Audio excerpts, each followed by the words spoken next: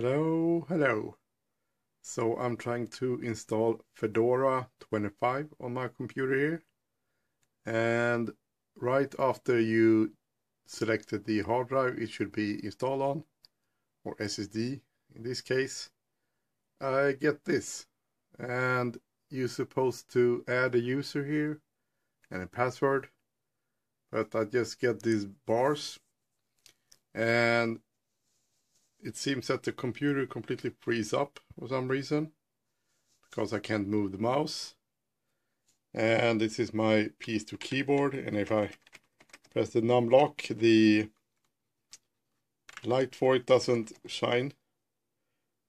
And I'm actually trying to install it from a USB stick, and nothing happens. And it's nothing. That's the computer I'm trying to install it on, and it's nothing special. It's an i5 6600K Skylake processor, 16 GB of DDR4 RAM, a GTX 660 graphics card from Nvidia, and a SSD from Intel, 160 GB. Nothing special, but I don't seem to be able to install it. Kind of weird.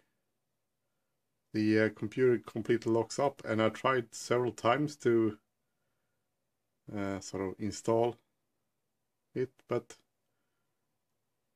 the computer completely locks up, and I don't run any RAID or anything. It's just regular AHCI settings for the SSD. I use UEFI though, but